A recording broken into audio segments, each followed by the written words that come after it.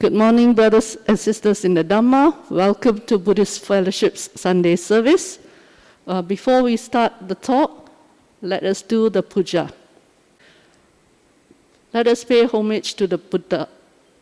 Namo tassa bhagavato arahato samma sambuddhassa.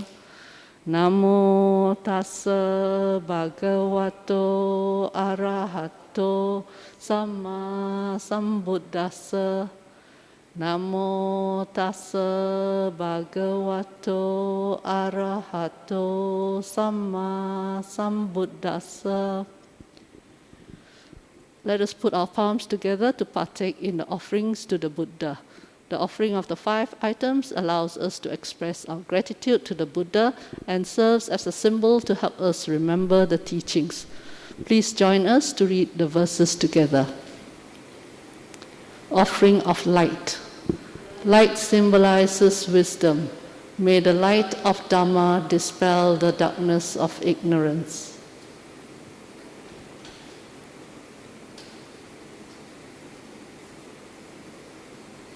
Offering of incense. Incense symbolizes the fragrance of pure moral conduct. This reminds us to cultivate good conduct.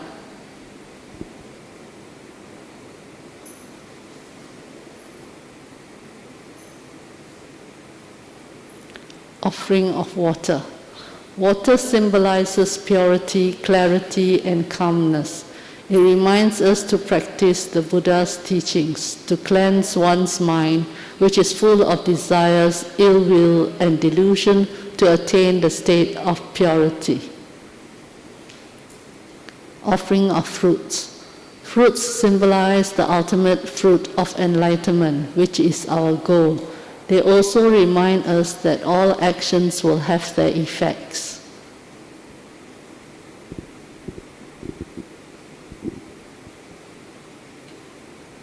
Offering of flowers.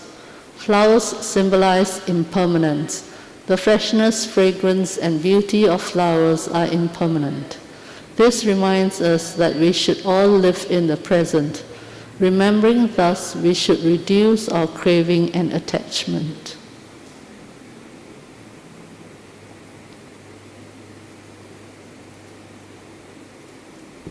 Salutation to the Triple Gem. Let us pay respects to the Triple Gem. Arahant samma sambuddho bhagava buddhang bhagavantang abhivademi. Swakato bhagavata dhammo Dhammang namasami. Supatipano bhagavato sāvaka sangho sanghang namami.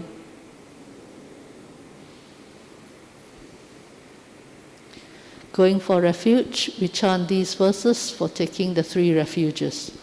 Buddhang saranang gacchami, Dhammang saranang gacchami, Sanghang saranang gacchami, Dutiyampi Buddhang saranang gacchami, Dutiyampi Dhammang saranang gacchami, Dutiyampi sanghang saranang gacchami, Tatiyampi buddhang saranang gacchami, Tatiyampi dhammang saranang gacchami, Tatiyampi sanghang saranang gacchami. The 5 precepts, we chant these verses to observe the 5 precepts. Panatipata veramani sikkhapada samadhiyami. Adinadana veramani sikkhapada samadhiyami. Kame sumicchācara Viramani Sikkhapadang Samadhiyami. Musavada Viramani Sikkhapadang Samadhiyami. Surameraya Majjapamadatthana Viramani Sikkhapadang Samadhiyami. Recollection of the Buddha. Let us recollect the sublime qualities of the Buddha. Itipiso bhagava arahant samma sambuddho vijjacharana sampanno sugato lokavidu anuttaro purisa dhammasarati satta deva manusanang buddho bhagavati. Recollection of the Dhamma. Let us recollect the sublime qualities of the Dhamma. Swakato bhagavata dhammo sanditthiko akaliko ehipasiko opanayiko pacchatang veditabbo vinyuhiti. Recollection of the Sangha. Let us recollect the sublime qualities of the Sangha. Supatipanno bhagavato sāvaka sangho Ujjupatipanno bhagavato sāvaka sangho Nyāyapatipanno bhagavato sāvaka sangho Samiccippatipanno bhagavato sāvaka sangho Yadidang cattari purisa yugani atta purisa puggala esa bhagavato sāvaka sangho Ahuneyo pahuneyo dakineyo anjalikaraniyo anuttarang punyaketang lokasati. Sadhu, sadhu, sadhu.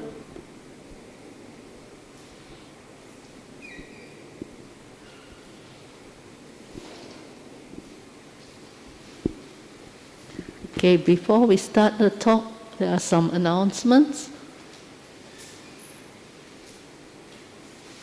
Help build our Dharma home. Be part of the effort. Please log in to bfdharmahome.org. There are a few ways you can help us donate to our building fund.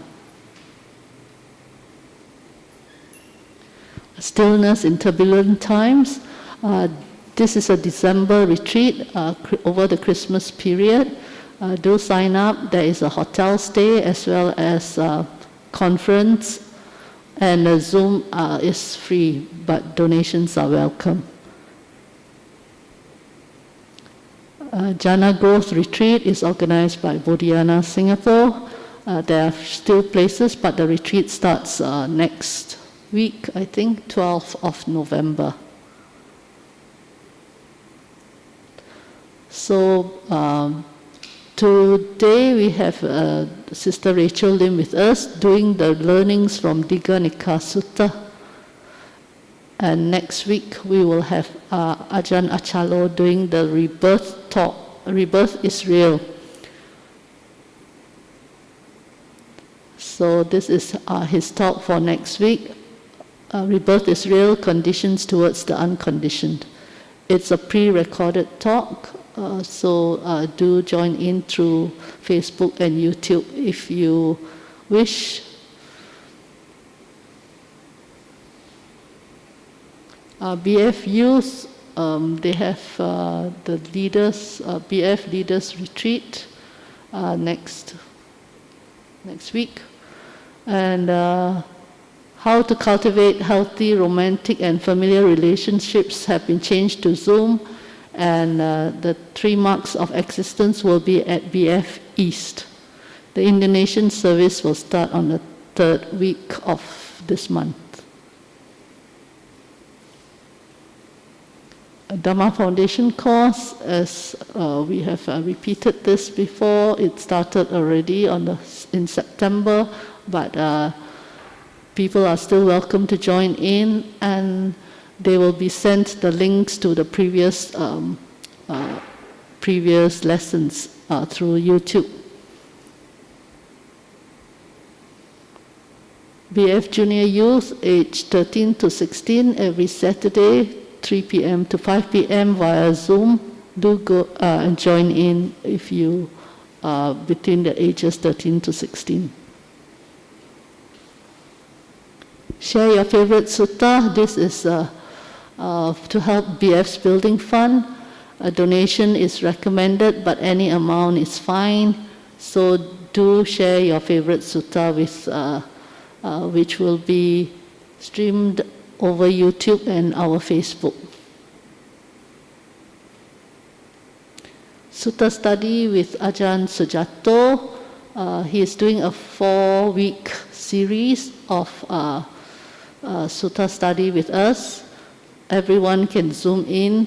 Do sign up over Eventbrite, and we will send you the Zoom link.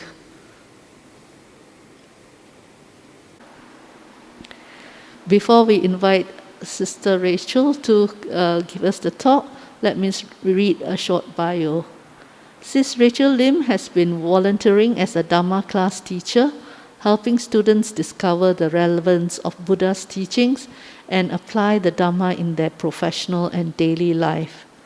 Sis Rachel was working in the human resources field with MNCs prior to stepping down from her corporate position. Let us welcome Sister Rachel. Over to you, Sister Rachel. Thank you, Eileen. Good morning, everybody. First of all, my apology for not being able to be with you in person. So maybe we should start with 10 minutes meditation. So instead of saying it's a meditation, I think it's probably more appropriate to say it's a 10 minutes relaxation, which is the foundation for any meditation practice, right?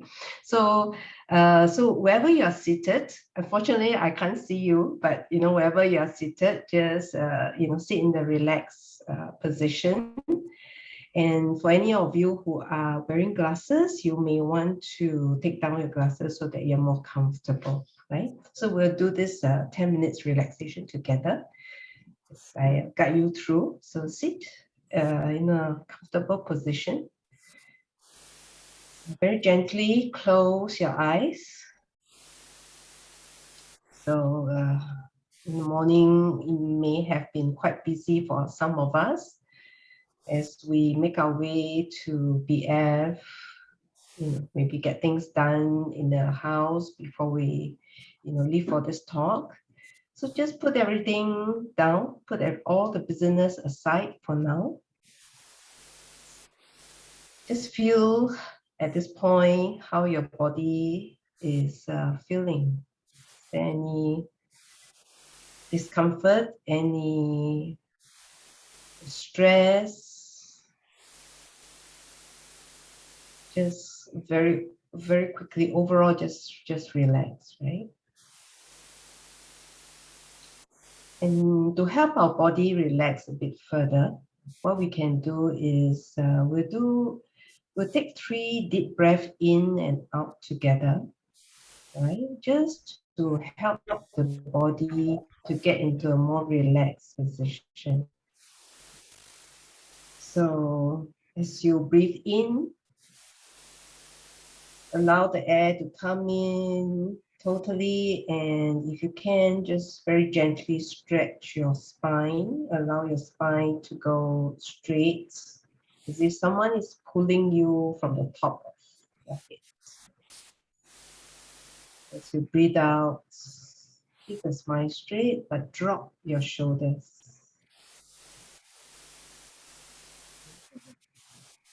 And let's do it one more time. Breathe in very deeply. Stretch your spine, and as you breathe out, drop the shoulders. One last time. Breathe in, stretch your spine.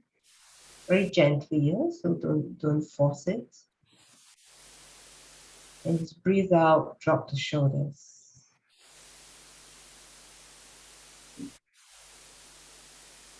So let's start with our heads, relaxing our body, right? Just feel, put your attention to your head. Just scan through for any tightness, any discomfort, any heaviness. And just allow it to drop and leave your body. Just allow your head to relax.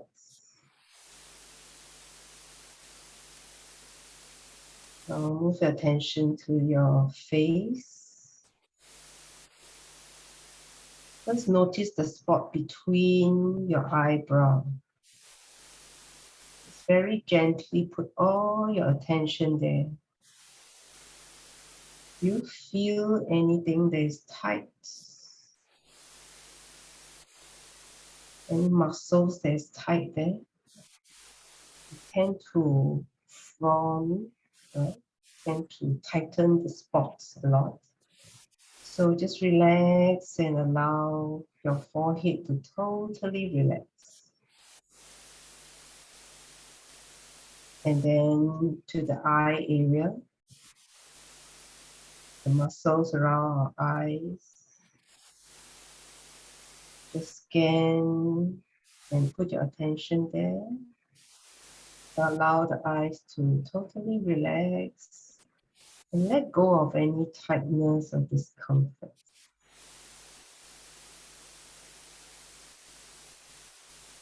Then move down to your facial muscles.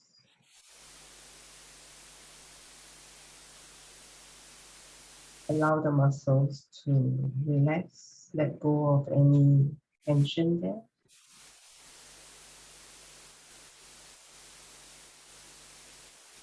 And very slowly move down to the neck area.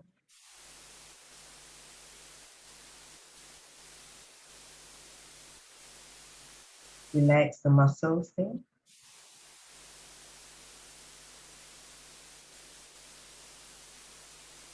Now please move your attention to your shoulders. And shoulders tend to be very tight, especially when, after looking at the computer or, doing some chores. So just notice your shoulders. It's a big piece of muscles there. Notice whether there's any kind of a knot, any discomfort, any tight feeling. If you notice any of this, just allow that to leave your body. It's okay to feel a bit tight and discomfort. This is very natural as we go through the day. So just allow it to just leave your body. And continue to breathe in and out very naturally. And move your attention down to the middle of your spine.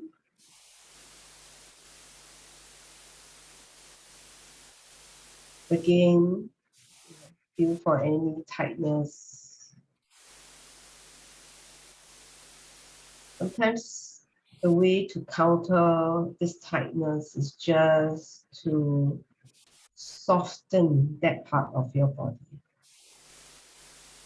Just allow it to just soften, like it is just moved into some water, just floating and softening it.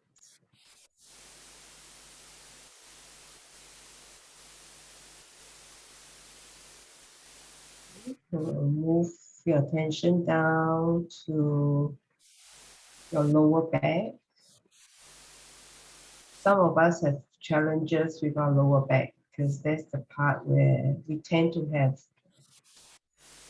some aches,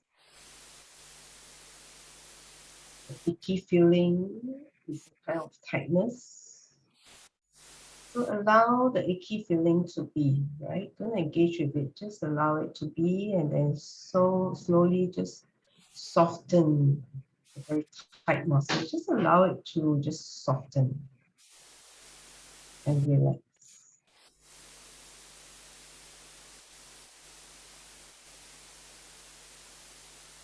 Move your attention now to the chest area.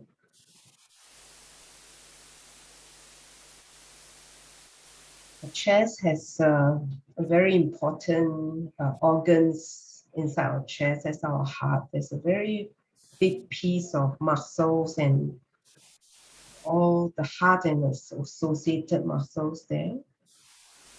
Working very hard every day. So allow it to soften, relax. Also, as we get through the day, all the different emotions that we feel tends to tighten the muscles around the area. So allow the emotions to go off and allow the muscles to just soften, relax.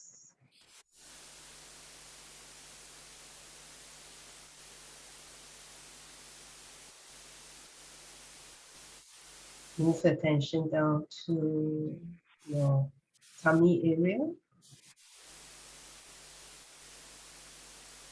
One way to check if the tummy is relaxed is to just allow it to bulge out. Very lightly allow it to bulge out. This way it's more relaxed. Just soften it.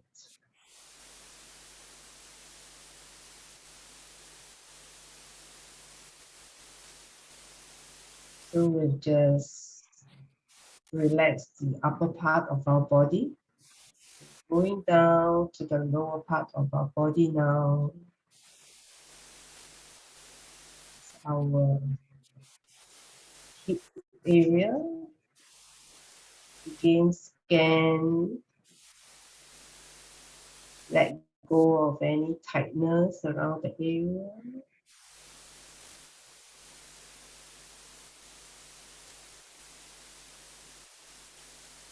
Move down to your thighs.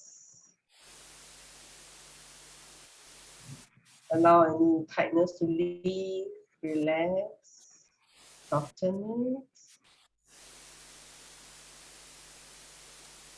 And then to our legs and our toes. Just soften, relax. Allow any kind of discomfort to just leave the body.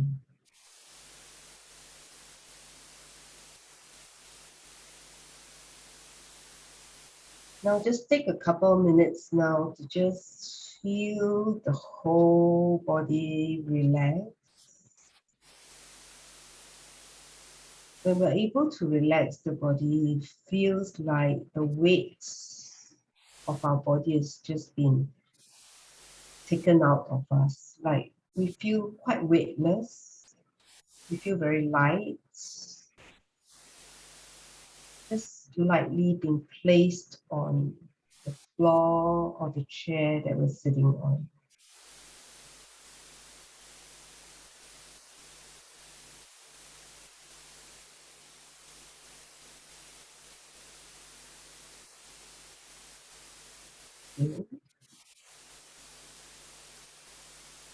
Now get ready to come out of this very short relaxation exercise.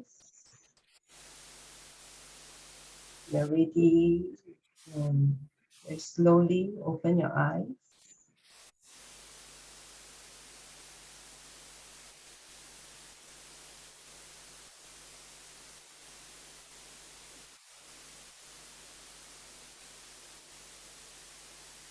Okay.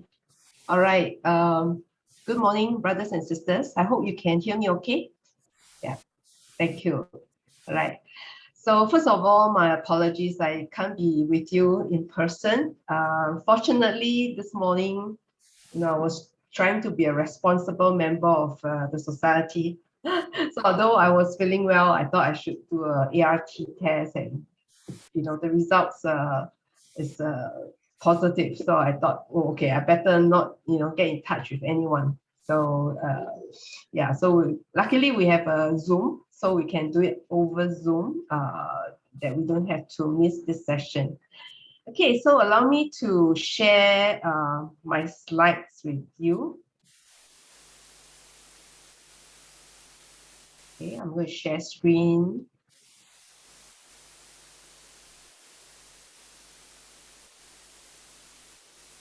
Okay, so I believe you can see my screens now. Okay. All right, so this morning we're going to touch on the Sutta, Dīghanakha Sutta, all right, and also have a few learnings, discuss a few learnings from the Sutta. This Sutta is from Majjhima Nikaya 74, and the content of this Sutta is about our views, our opinions about things, about phenomena in this world. Especially about how attached we are to such views. Okay, when I came across this sutta a couple of months ago, I thought it has a lot of relevance to our daily life, and I thought it's nice to share and also discuss a bit of some learnings that we can take away, right?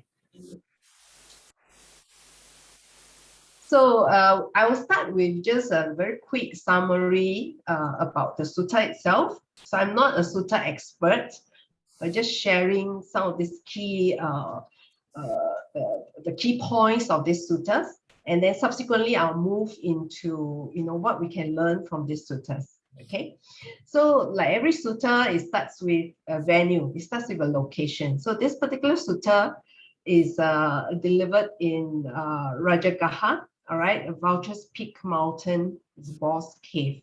Okay, for those of us who have been to Buddhism pilgrimage in India, I'm sure you have, have been to this cave before. Okay, all right, and it is in this cave that the Buddha has delivered this particular sutta. So how it started? Actually, it was a dialogue between the wanderer, all right, this particular wanderer, and his name is Dīghanakha, all right. It's a dialogue between him and the Buddha. Okay, so during the Buddha's time, there are actually quite a number of individual wanderers, all right, and Dīghanakha is one of those.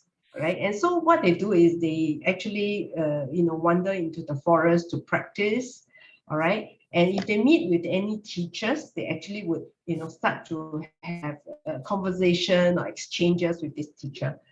So Dīghanakha actually met the Buddha and sat down and have a conversation with the Buddha, and that's the background to this sutta. So after some greetings, courteous words with the Buddha, Dīghanakha started to tell the Buddha, right, that he told the Buddha that I have a particular view, and my view is this: I believe in nothing, okay, or nothing is acceptable to me, all right, or all is not pleasing to me. Okay. Now, these three statements that I put here, they are not separate statements, right? They are actually the same statement in the sutta, but this same statement has been translated differently based on different authors. All right. So, so I just basically just put all three here so that we have a fuller understanding and appreciation of this translation. So Dīghanakha's view basically is that nothing is acceptable to him. That's his view. So the Buddha went on and replied him, say, oh, this view of yours, do you even believe in that? Okay. So this is a little test that the Buddha has sort of given him, because he says, I don't believe anything. Nothing is acceptable to me. So the Buddha says, so even this view of yours, is that, do you even accept that? Do you even believe in that? Okay. So Dīghanakha actually did very well. He replied the Buddha, no. All right. Even this view of mine is not acceptable to me. Okay. And I think what he is trying to say is that, yeah, although I have this particular view, I don't hold on very dearly to it, So the Buddha was actually very pleased and in fact praised him for that. All right. And let's see what the Buddha says. The Buddha says that in general, we have, people can have people take on different views and different stands. All right. So 3 of these stands that he sort of listed is that, people can believe in everything, or they can believe in some things and not in others, or they may take on the view to say that I believe in nothing. And this is what this is the view that Dīghanakha has taken. All right. So the Buddha actually praised Dīghanakha, all right, that among these 3 views, actually the view about believing in nothing, okay, is actually closer to non-greed, non-bondage, non-delighting, and non-clinging, right? So notice, right, these views is closer to non-greed, non-bondage, non-delighting, and non-clinging. But it is not non-greed. It's just closer to non-greed.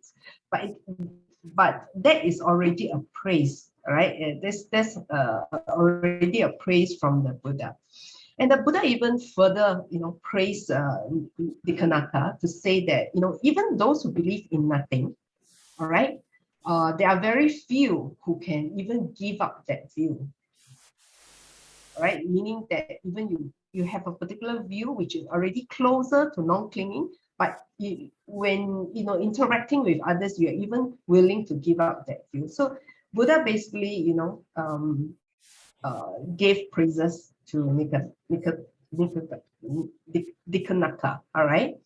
And Dīghanakha was actually quite happy. He says that, Master Gautama commends my conviction. He recommends my conviction, right? So he's actually quite happy, overjoyed. Is actually quite interesting, because he started by saying, I believe in nothing, right? But when he was praised, he was actually quite happy to accept it, right? So, on this occasion, the Buddha actually expanded on this dialogue and, went on to explain a little bit about, in our daily life, in our interaction with others, how arguments can actually come about. So when people have a particular stand, either they believe in everything, or they believe in some, or they believe in nothing. Now, if we start to take a stand and we stubbornly stick on to this particular stand or this view or this opinion, and especially if we insist that this is the only truth, this is the only right view, this is the only right opinion, and the others are silly, then there's a tendency that we will start to argue with other people who have got different opinions and different, viewpoints or different stands on issue. All right. Now, when this happens, then there will be quarrels, there will be anger, and if anger is not managed, it can turn into harm. All right, either verbally or physically. Now, sorry, it's raining very heavily here, so you may actually hear the thunder here. So I want to pause here to, at this point, talk a little bit about this. I think we are probably quite familiar with the fact that, we have encounters with either, people in a family, among family members, or even just between spouses, all right, with colleagues, all right, even with friends, right? In our discussions with them, sometimes when we come to certain issues, and each one of us take on a different opinion or different view,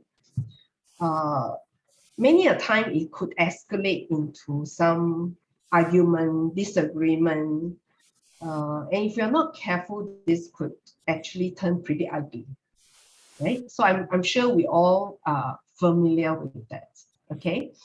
And that is why the Buddha has said in this sutta that, if we consider the potential for all this argument, which leads to anger, which potentially leads to harm, then we'll give up, the view, meaning that we don't stick onto our view, don't cling onto our view, and also we don't start grabbing another view. Instead, we just give up those views and then we let go. Okay. So does this mean then that, as Buddhists, we shouldn't have any views? Okay. We will come to that when we talk about the learnings. Let's continue with the sutta first. All right, we'll come to that when we talk about learnings. Now, at this point, so remember the Buddha already said, whatever views that we cling on, the worldly views that we cling on, we tend to, or we have a tendency to cling on to those views and then start having arguments with others, all right? So instead of putting our energy and resources on, clinging on to our views, the Buddha, encouraged us to, invest our energy, our effort into investing, the truth instead, all right? To see and investigate what is the nature of this body and the nature of this mind. And the three things, there are three marks of existence, right? So the body and our mind is our existence, right? Our very whole existence. And there are three marks of existence that the Buddha has taught. And I'm sure, many of us are familiar. And that's the dukkha, anicca, and anatta, right? Suffering, impermanence, and non-self. Okay? The three marks of existence basically is a description of our world, okay? And I think, when we talk about dukkha, talking about suffering, in these 2 years, it's probably not too difficult to experience it, all right? All the different unrest, fear that we have gone through in these 2 years, most of us will have felt it, right? Some of us will have felt it more than others, right? But generally, even our very existence has got a lot of unrest embedded. And, that's because we have not penetrated, the very fact or very mark, the very mark of existence that this world is impermanent, right? Things are conditioned. All right, everything that we experience in this world is a condition and is a composite, right? But the problem is we always view things as, very, very solid, all right? And that's why we suffer, right? So like this morning, I mean, it is a very, it's a very real example and very, very, an example that is very close to my, at least to my heart. I mean, last night I was all prepared. I was talking to Sister Eileen about, sending the slides over to her and all that. This morning I was all prepared to go. And then, I thought, just doing a test and, everything changes, and then I have to quickly call them and they have to start arranging for Zoom and all that, which I feel really, really apologetic, cost so much busyness for everybody. So, it's just one, the whole phenomenon just need to have one element changed. Nothing else has changed. I was all ready to go, BF was there, I could just walk in if I wasn't tested positive, right? So just one composite has changed, and things changes. Okay, so it is a very real, a very immediate form of impermanence that we have experienced this morning. And in fact, our body is the same. All right, we see ourselves as very solid, a person, but we are just 5 aggregates that came together.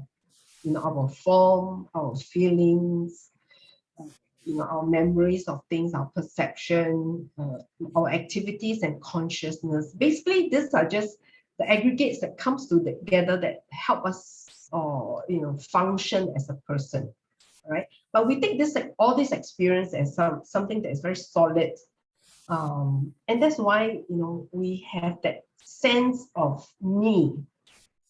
And as a result, if that goes a bit stronger, then it will be a sense of pride and ego. Okay, so the Buddha says that instead of digging too much into phenomenal opinions about things, we should actually turn inwards and examine all these 3 marks of existence even more carefully. All right, that's a good way to spend our resources and our time. Okay, and this is a cornerstone of the Buddha's teaching, and some of you would have realized by now that this is part of right view, which is the very first component of the 8 noble path, right? 8-fold noble path, right? So in this suttas, basically the Buddha has explained a little bit on right view. And if our right view, right, meaning our understanding of the 3 marks of existence is weak, all right, then there's a tendency for us to then have a stronger ego and pride as we deal with others. All right, and translated to how we attach to our views, how we see our own perception of things, our own opinion. This pride and ego, it could actually encourage the desire to win in our interaction with others, or if we get into a disagreement, or we have just different opinions with others. Okay, and we have a desire to win and keep insisting that our stand is correct. Okay, now having a desire usually feels like there's something lacking. Okay, and if we examine this desire very carefully, it's almost a form of a pain, right, that drive us to want to grab. So for example, if we feel that we want something, we would feel that, hey, I really want that thing. I'm lacking. I don't have enough. I want more. Okay, so desire actually is like a kind of a pain. Now, if we put it into a context of having views and opinions, this desire is like I want to win a certain conversation, or I want to win a certain disagreement. All right, or I want others to accept my opinion.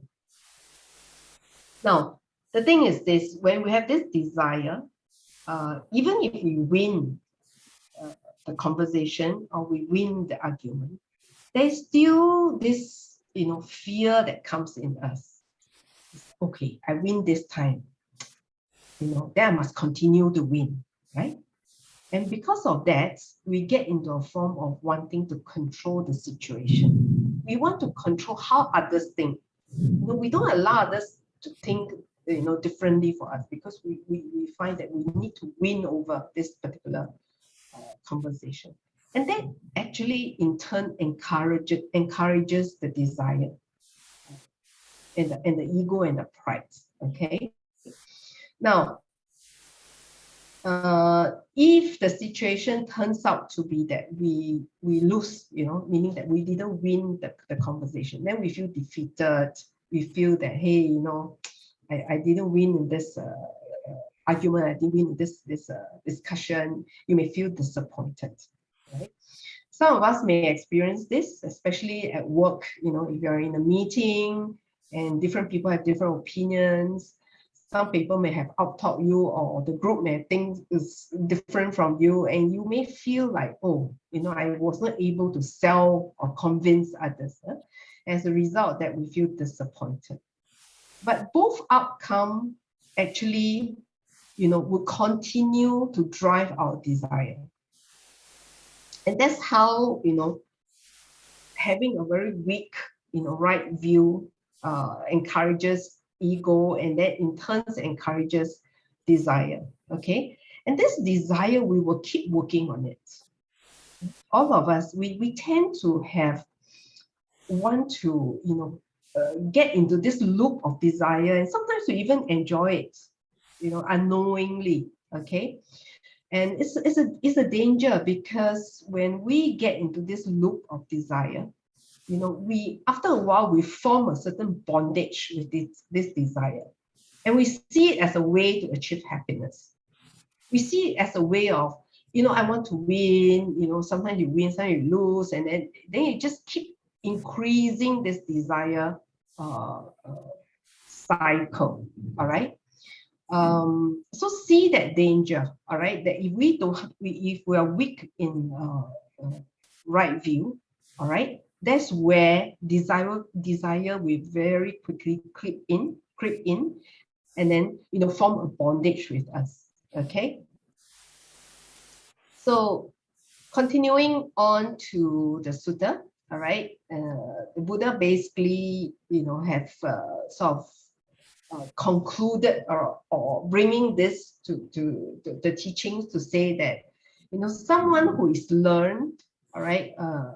Noble disciples, all right, someone we have a strong right view, has started to penetrate the teachings of the Buddha, would grow disillusioned with a pleasant, painful, or neutral feelings. Right? Someone who is learned, who has begun to acquire right view, would not be too bothered with this feeling, whether the feeling is pleasant, painful, or neutral. Would just allow it to be, not be too bothered with it. And with that, all right, desire fades away. Desire would not take a very strong hold on us. Okay, the bondage will slowly be weakened. Okay, and when this desire fades away, they are free. All right. And, when they are free, they know that they are free. When I read this particular line, I felt it was a very beautiful line. I don't know whether if some of you have the experience of giving something up, something that you like a lot, but you're able to maybe over time just lessen your hold to it. And one day you find that actually you are not controlled by it anymore. Right? And this is a very nice feeling, like, oh, I'm free from this. This thing doesn't have a hold over me anymore. So maybe I could, share a personal example on this. My family has a history of high blood sugar. All right, so I need to be careful because I'm not young anymore. So I have to begin to sort of cut off, some of the really sweet stuff and all that. But I'm a Teochew, I love sweet things, especially ice cream. Okay, I have a weakness for that. So when I know that the markings, the results come back not so good, I need to watch it already. The first few months was very difficult, and I keep craving for ice cream, and I started to start researching on, ice cream that are sugar-free, and whatever, right? But slowly, I start to sort of tell myself, yeah, it is a desire, all right? Just allow it to be. You have an urge to want to eat something. Okay, just allow it to be and see how it goes, right? And slowly, because I allow it to be, I find that after a few months, actually it doesn't really quite bother me anymore. Okay. In fact, I've done all the research to buy sugarless ice cream, but in the end, I didn't buy any because I find that actually it's okay. I can live very well with ice cream. Occasionally, one or two mouthfuls is all right, right? But I'm okay. And that point when I realized that, it feels very differently from a few months ago about ice cream, I feel a sense of freedom. Like, okay, I'm not controlled by this anymore.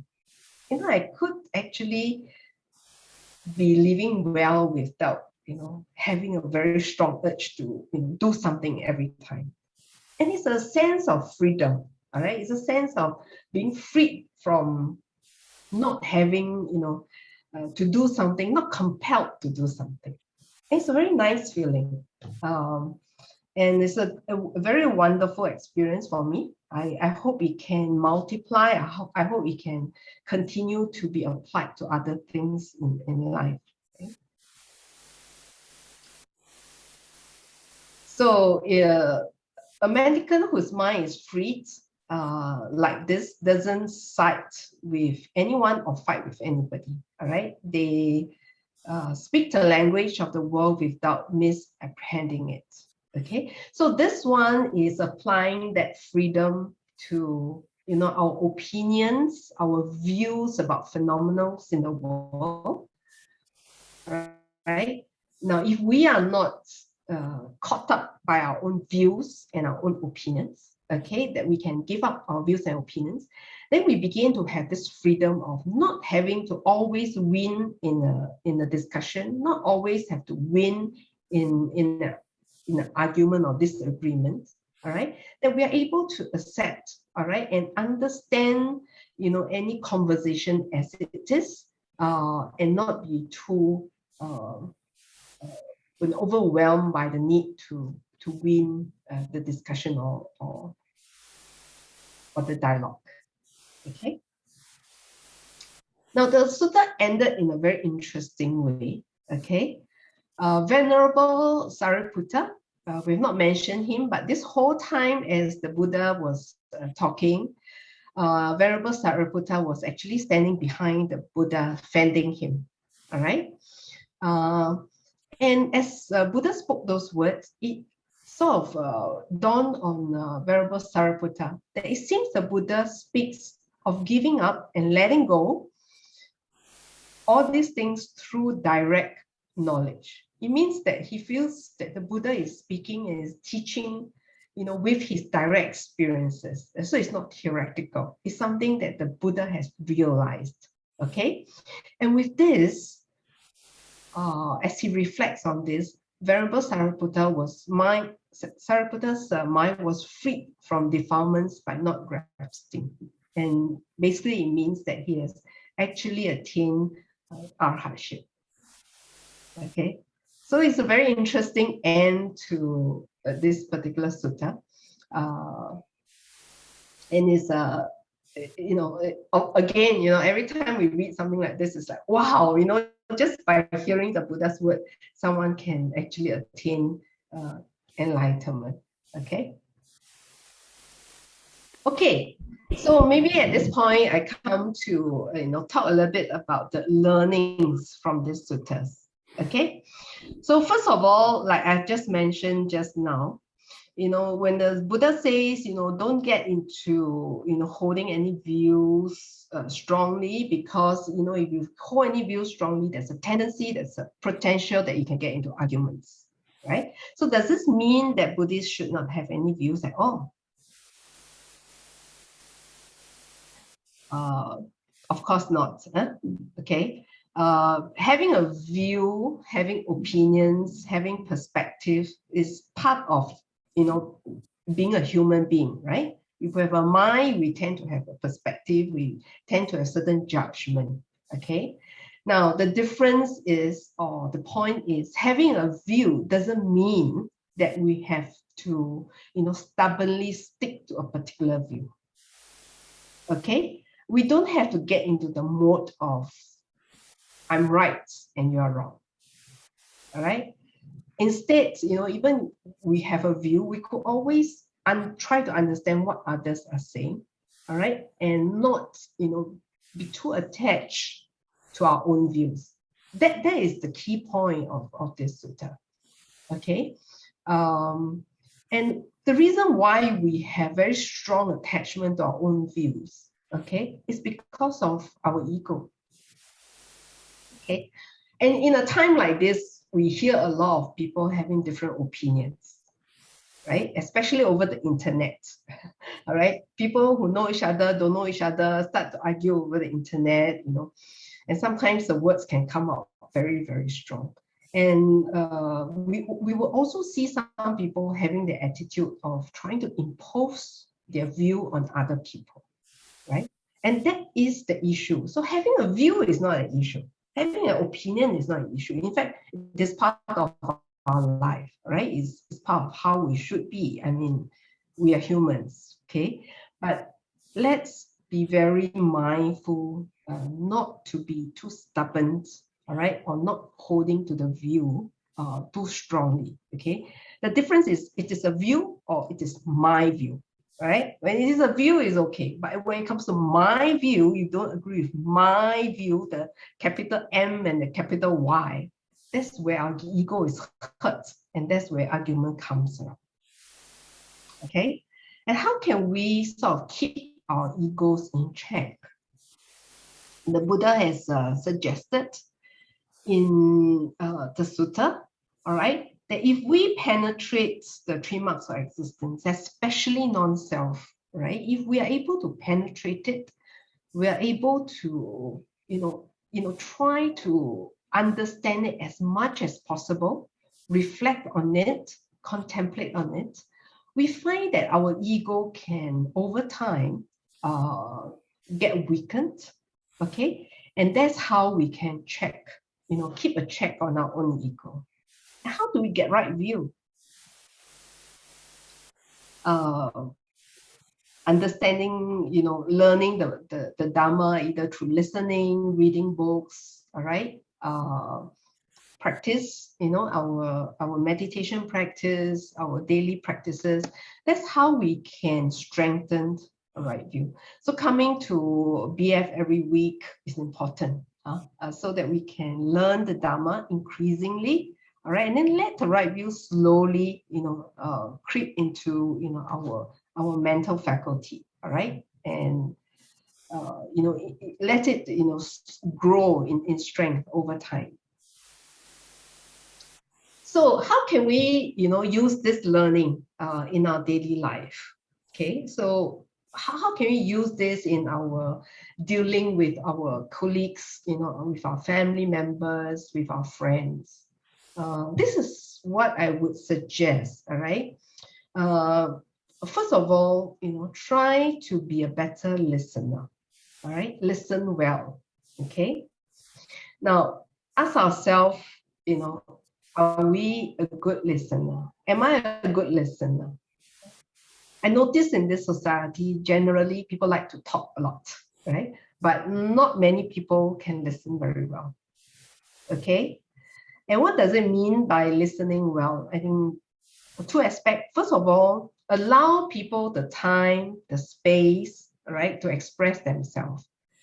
So when someone is talking, allow them to express, and then we listen, right? Give them that air time, right? The second part of it is, I think, have a little bit of mechanism within ourselves to do what I call noise cancellation. Okay? Nowadays, the very high-tech earphone all have a noise cancellation, right? And what I mean by noise cancellation is it's not the external noise, but our internal noise. Our internal chatter, our internal judgment about somebody. Right? How often do we start judging someone after a person hasn't even completed one sentence?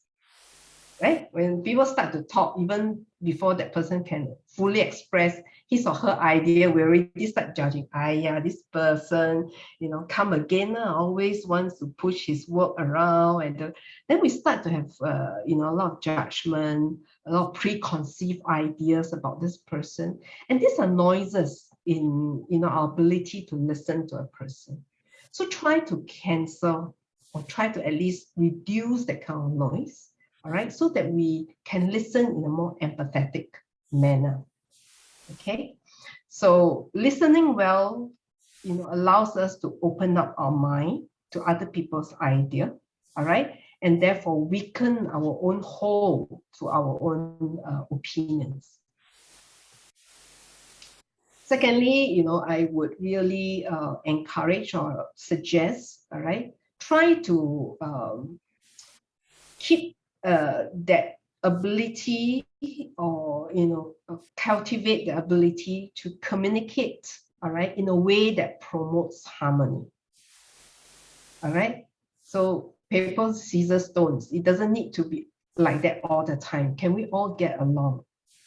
Okay, and this, if you notice, it connects back to one of the elements in the Eightfold Noble Path, which is right speech. All right, how do we interact with others so that there's harmony? Okay, and that calls for, first of all, good intention. When we talk to somebody, what is our intention in talking to that person? Are we sensitive to people's feeling? That's also an important part. All right, and allow people to say their piece. All right, and even you have to say something to that person. All right, try to understand that person's hot button, and try not to step onto those. Okay, and I find at work, especially, being in human resource, often come into pretty difficult situation with people, difficult conversation. One thing I find really useful is, in any difficult situation or conversation, try to first establish a common ground. First establish, what would work for both of us. What are we, is there anything in common that we're trying to achieve, right? Once you have something in common, then you'll make the conversation much, much easier and productive. Okay? So in short, I think the learning can, help us in our communication with others, and in turn, improve our interaction with others and our relationship with other people. And that's very important. As a Buddhist, not only our overall well-being is being enhanced, we find that when our communication improves with others, we are able to then influence others in a positive manner. Okay, all right. Okay, another point I want to sort of talk about on communication is this. Today, our communication is very different from, say, 10 years ago, right? In the past, when you say something maybe over the phone, or over writing something, it takes a long time to reach the other person. A letter takes a long time to reach another person. And anything that is hearsay, a lot of conversation, is basically just coffee shop talk, coffee shop uncle talking, it doesn't get very far, right? But today, with technology, all right, it's very different. Any opinions, any thoughts, it goes so fast over the internet, right? Facebook, YouTube, Instagram, group chats, right? It goes so fast, and the volume of it is multiplied so much. And I think in an environment like this, all the more we should be careful with what we say and how we say it, because it can impact actually many people. All right. So this is the environment that we're in. With the internet, with a lot of information and all that. So all the more, I think we should, practice, good communication, practice healthy communication. And one part of it is, of course, not to hold our own opinions and our own views too strongly, by encouraging our ego. Okay. Okay. At this point, I'd like to share a very short video with you. So let me just share this. Share screen again.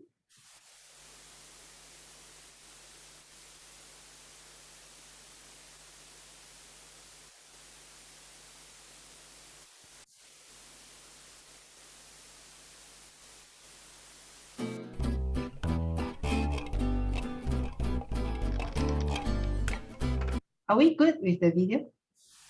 Thank you.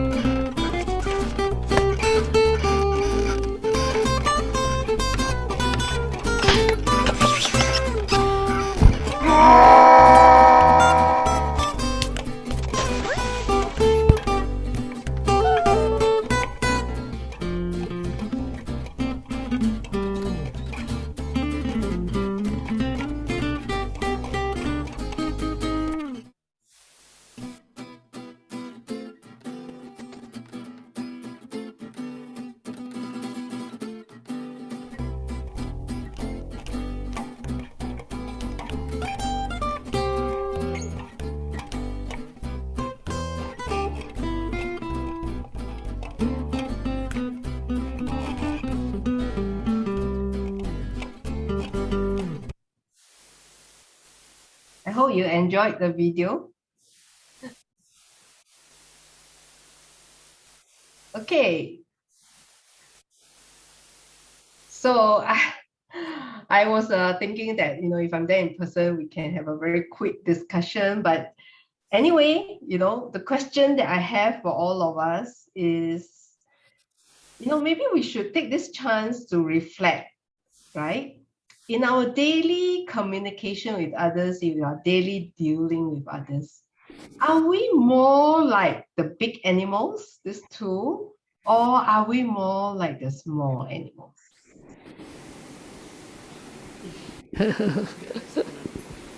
Just a very quick reflection, Those who are here, no.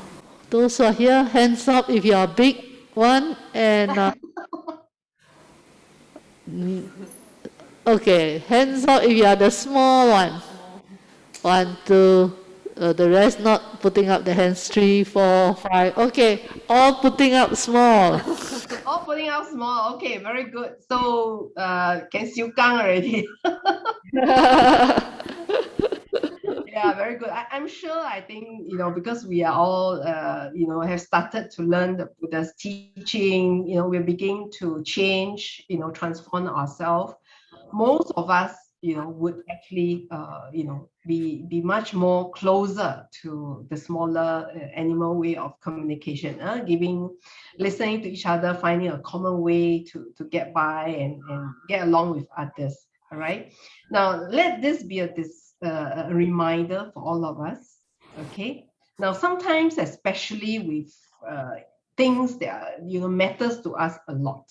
For example, some matters at home, or things that are important at work. If we are not careful, we could sometimes go into a situation like this, or at least closer, all right, to a situation of a big animal. So let this be a reminder for all of us, all right, that as we, speak to others, find a good way to communicate, all right.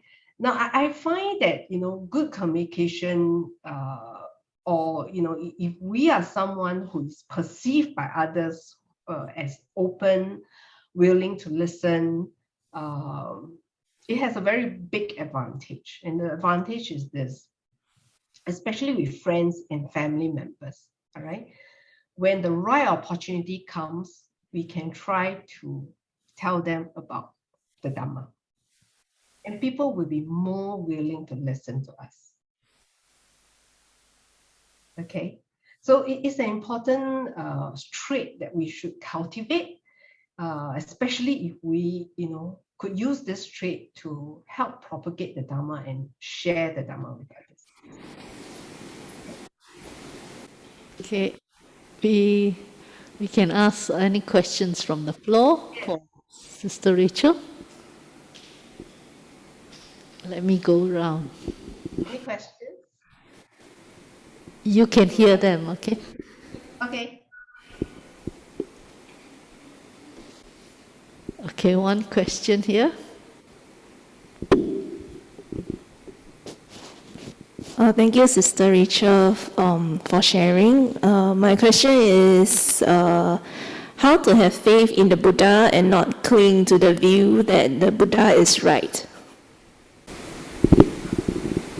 How to have faith with the Buddha, in the Buddha, and not cling to the view that the Buddha is right. Okay.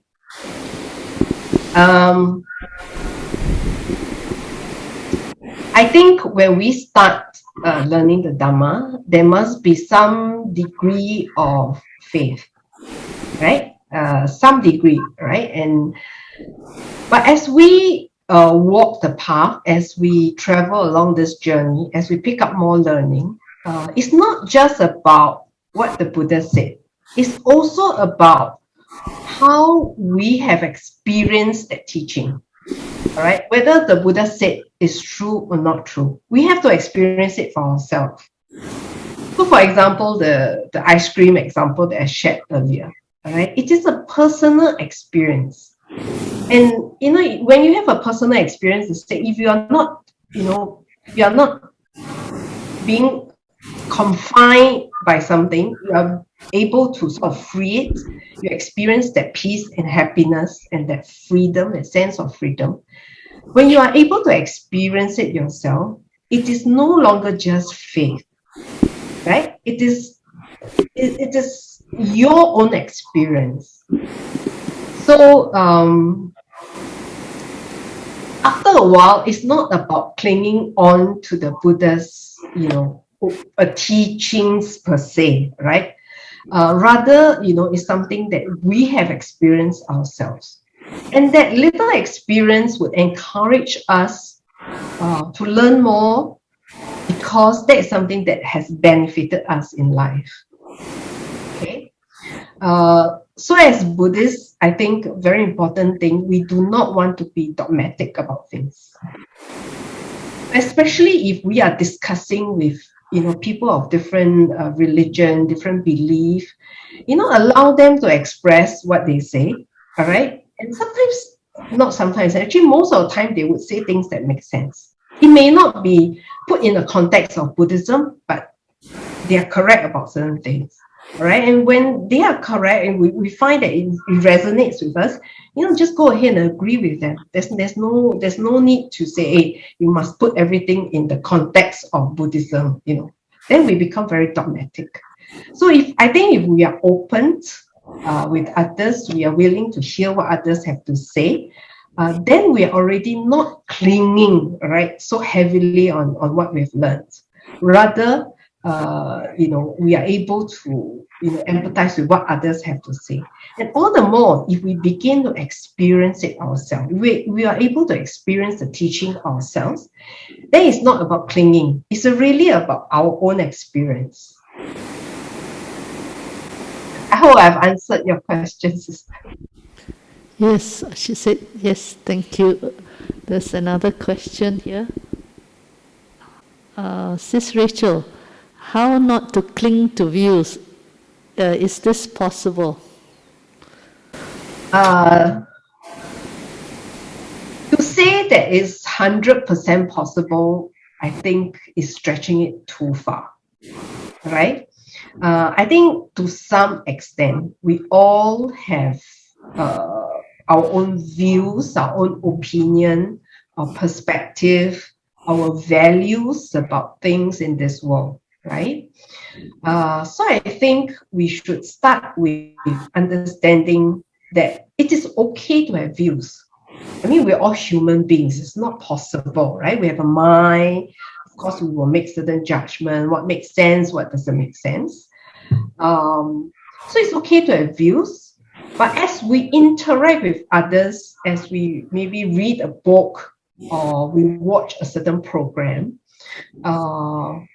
let's open up the door of our mind a little bit, right? And take a very objective manner or very objective way of looking at things or opinions outside of us, especially things that don't agree with us, right? Stay objective, stay open, evaluate those opinions. And I think by just doing that, we are already not clinging very hard to our own views, right?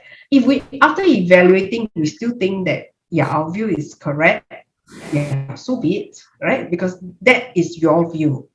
The other thing I think is important is not to impose our own opinion on others. Thank you, Sis Rachel. Someone asked, is it possible to have no views? No views? Yeah. I don't think it's possible, right? I don't think it's possible because we have a mind. We are all human beings, right? We have a mind. We would, first of all, we'll prioritize what's important for us, right? What is important in our life. That is already a view, okay?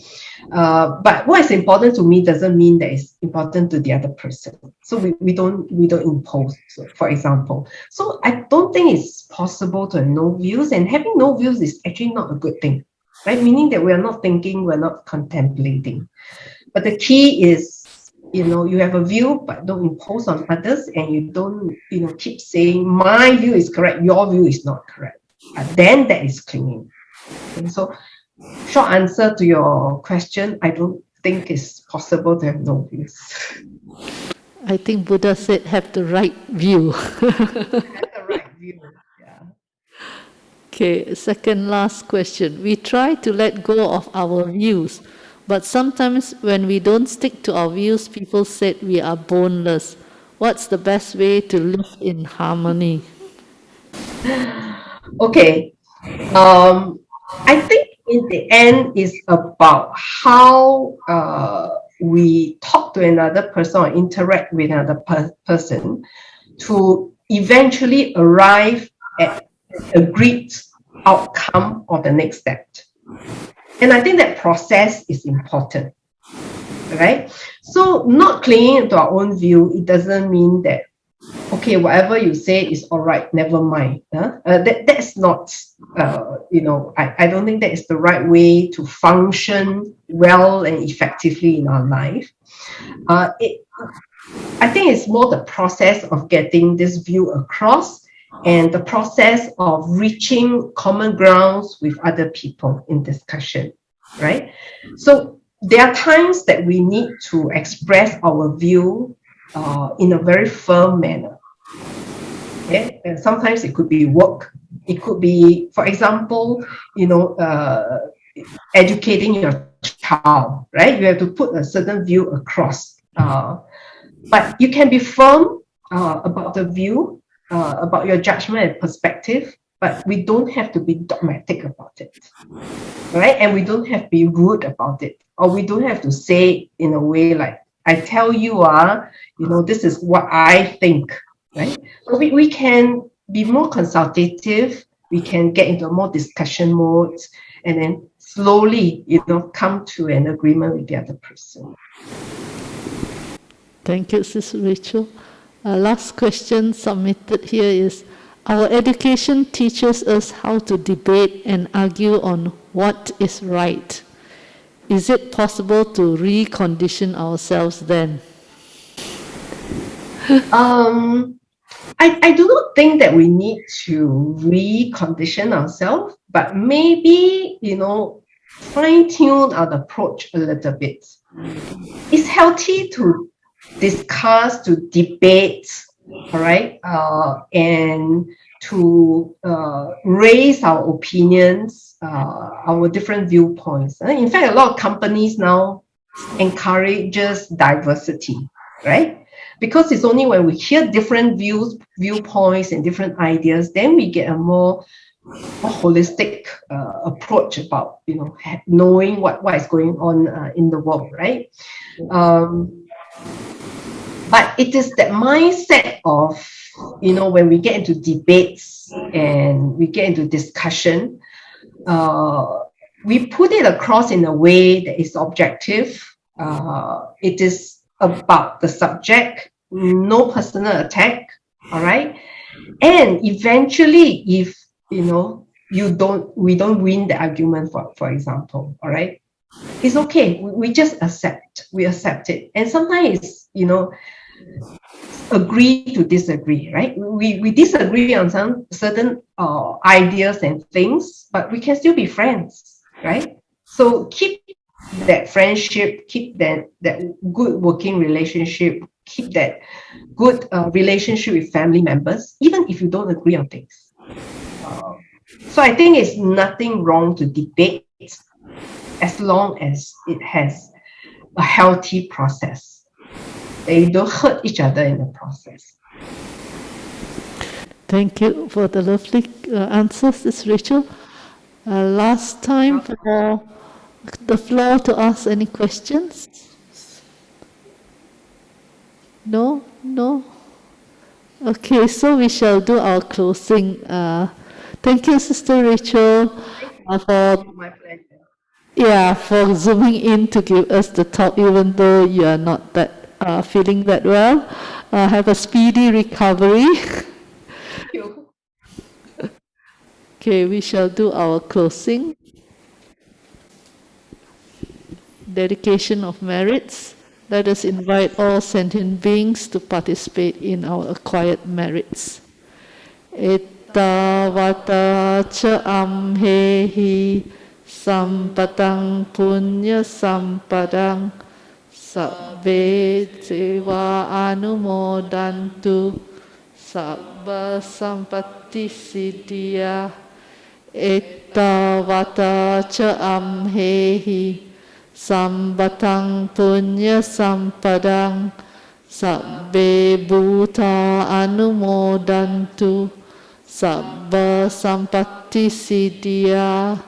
Ettavata cha amhehi sambatang punya sampadang sabbe satta anumodantu sabba sampatti siddhya.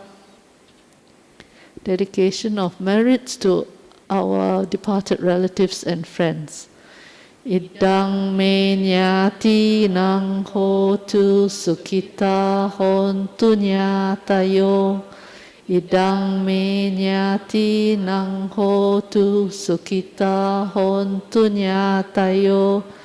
Idang me nyati nang hotu sukhita hontu nyatayo. End of service dedication. I dedicate the merits which I have accumulated to the cultivation of my mind in order to bring happiness and benefits to all sentient beings.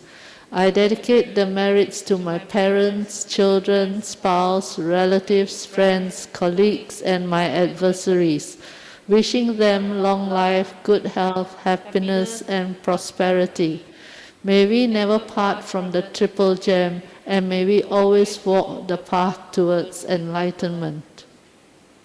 Closing homage, let us pay respects to the Triple Gem.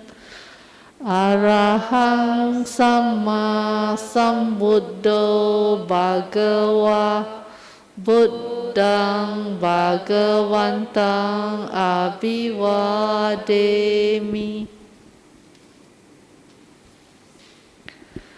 Swakato Bhagavata Dhammo Dhammang Namasami. Supatipanno Bhagavato Sāvaka Sangho Sanghang Namami. Sadhu, sadhu, sadhu. Thanks again, Sister Rachel. And thank you, brothers and sisters, for joining us today. We hope to see you again next week when Ajahn Achalo is giving the talk. Bye-bye.